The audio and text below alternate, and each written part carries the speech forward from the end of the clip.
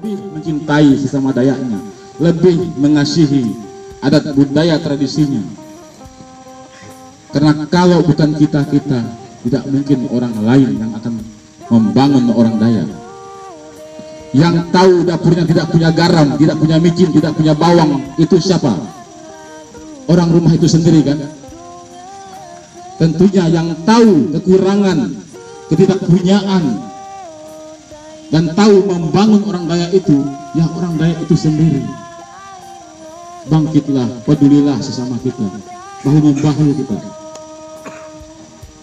Karena itu yang membuat kita orang Dayak itu hancur. Narkoba, pergaulan bebas, membuang budayanya sendiri dibilang berhala, nyembah hantu katanya, bakar-bakar dupa, manggil hantu katanya. Padahal dia lahir di tanah ini sebelum adanya agama, dia sudah diadat dulu, dicalek dulu pakai adatnya. Ingat,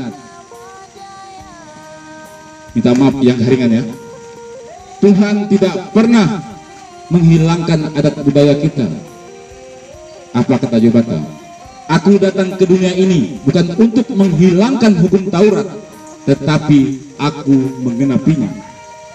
Barang siapa yang mengurangi, bahkan mau menambah, bahkan mau menghilangkan hukum Taurat, dia akan menanggung dosanya. Betul tidak? Ada di Alkitab kan? Ada. Hati-hati yang suka berbicara itu berhala, itu hilangkan, bakar katanya, buang katanya. Hati-hati, sudah ditunggu oleh Jobata. Artinya hukum Taurat itu bahasa orang Israel, hukum adat itu bahasa kita orang Dayak. Kita mengadakan adat di sini bukan kita memanggil hantu, tetapi kita berdoa. Apa yang kalian pelihara, apa yang kalian tanam, No battery, please charge. itu menghasilkan beras, babi, ayam, itu kalian pelihara, kalian persembahkan kepada Jobata, Ranjing Hatala, penampak, pejaji, bulan, bintang, matahari, Jobata kata kami. Itu yang kita persembahkan. Palantar itu artinya altar, tempat kita berdoa, tempat suci. Bukan tempat kita memanggil hantu, sesat, berhala. Orang itu hanya tahu kesalahan orang lain. Dia bisa melihat kelilipan di mata orang lain, balok di matanya, dia tidak tahu. Betul? Musuh terbesar itu bukan orang lain, diri kita sendiri. Sudah baikkah kita? Apa yang kita perbuat? Apa yang kita lakukan? Itu yang harus kita banggakan. Ubahlah sifat-sifat kita ya. Mau beli motor, jual tanah. Mau bikin rumah, jual tanah. Mau beli mobil, jual tanah. Mau nyekolahkan anak, jual tanah. Ini yang mau kita ubah. Saya ingatkan, orang luar datang di Kalimantan hanya bawa biji pelir 2 biji, jual bakso, jual pakaian, jual makanan. Mereka jual bakso untuk beli tanah, untuk beli mobil, untuk beli motor, nyekolahkan anak. Jual pakaian untuk beli motor, untuk beli mobil, untuk beli rumah. Kita orang Dayak jual tanah untuk beli arak, jual tanah untuk beli narkoba, jual tanah untuk beli bakso, jual tanah untuk beli pakaian. Betul tidak? Betul. Ini yang harus kita rubah supaya lebih ganteng, supaya lebih menjadi tuan di tanahnya, kaya di tanahnya, bukan miskin. Saya sedih, jujur saya sedih. Saya sebagai Pangalangok merasa tidak mampu dengan itu semua, melihat keadaan itu semua. Tidak berguna saya lahir di dunia ini kalau tidak berbuat. Tidak berguna saya menjadi Pangalangok, orang Dayak, tetapi saya tidak bertanggung jawab terhadap adat budaya dan suku saya. Saya mencintai orang Dayak dengan segenap akal budi sehat saya dan dengan segenap raga dan jiwa saya.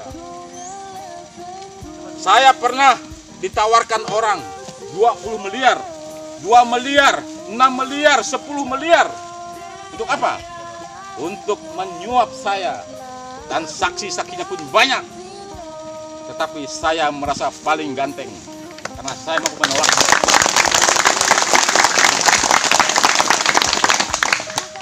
Uang tidak pernah dibawa mati. Harta tidak pernah dibawa mati. Tetapi niat baikmu, kebaikanmu, ketulusanmu, keikhlasanmu, itu yang akan diperhitungkan oleh Ranying Hatala, Jubata Allah, yang penampak pejaji dunia ini. Betul tidak? Betul.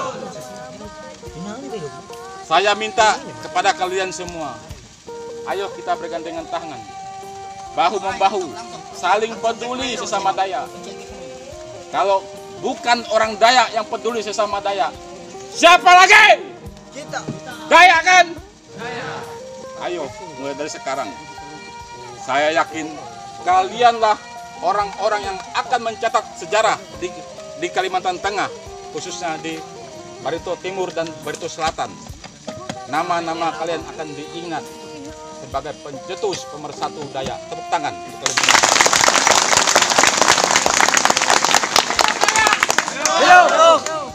Saya sampai hari ini, detik ini, saya tidak pernah namanya untuk menyesal menjadi orang Dayak.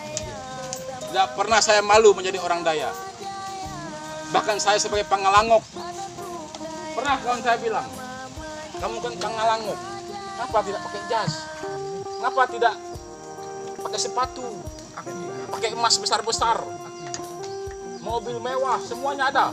Kamu kan Pangalangok, tinggal minta, tinggal ngambil, semua ini milik kamu. Kenapa kamu kayak gini? Katanya, ketawa dilihatin saya.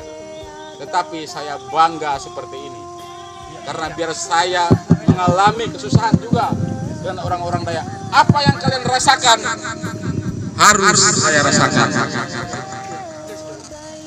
Saya setiap hari bermalam di hutan, di kampung-kampung pedalaman, tidak bisa pakai mobil, pakai motor, tidak bisa pakai motor, sambung pakai perahu. Tidak luput saya tidur di atas perahu, di bawah jembatan, di tepi lumpur. Sering saya alami. Karena semangatnya saya, jadwal jam 9 pagi di sini. Ayo kita berangkat jam 1 malam ini. Saya masih semangat, saya bilang.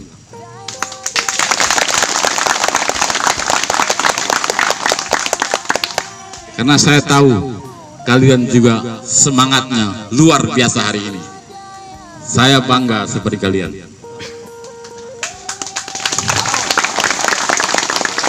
Kalian akan diingat oleh anak cucu kalian.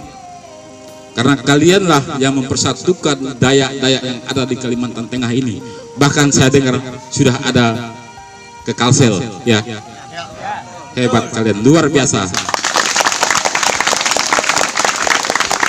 Artinya sudah ada generasi saya, sudah ada yang seperti saya. Berarti saya tidak sendiri lagi. Sudah ada yang peduli. Saya minta sebarkan semua ini. Ini kabar gembira untuk kita orang Dayak. Ya. Buang lagi rasa iri, dengki, cemburu kita, sombong kita, angkuh kita. Jadilah pribadi yang baik, jadilah pribadi yang lembut, jadilah pribadi yang bersahaja, yang tidak membanggakan diri dan sombong. Karena apa? Adat budaya kita sudah mengajarkan kebaikan-kebaikan itu kepada kita. Kita orang Dayak harus pintar, harus maju, ya. Dan kita orang Dayak harus menjadi tuan di tanah sendiri, bukan menjadi kuli. Sekarang keadaan itu terbalik. Kita tuan di tanah kita, tetapi kita menjadi kuli. Seharusnya kita menjadi tuan itu, orang datang, orang bekerja sama kita. Ini orang datang kita hanya menjual tanah. Coba orang datang, nih tanah saya kerjakan, saya gaji kamu. Betul tidak? Betul. Itu orang hebat. Ingat, Tuhan tidak pernah menciptakan satu jengkal tanah lagi pun di dunia ini. Tetapi manusia lahir dan tumbuh tidak beraturan. Jika di zaman ini saja kalian sudah mempunyai tanah pas-pasan, saya pastikan anak cucu kalian akan menjadi lapar, jadi pengemis, jadi kuli, dan bahkan menjadi orang buangan di tanahnya sendiri. Karena apa? Kalian sudah jual semuanya. Betul tidak? Betul. Saya minta sampaikan kepada saudara-saudari kita yang lain, pertahankanlah tanah ini, karena Tuhan tidak pernah menciptakan satu jengkal tanah lagi di dunia ini. Bekerjalah kita untuk beli motor, bekerjalah kita untuk beli mobil, bekerjalah kita untuk membuat rumah, karena Tuhan menciptakan manusia itu secitra dengan dirinya. Orang lain punya kaki, kita punya kaki. Orang lain punya otak, kita punya otak.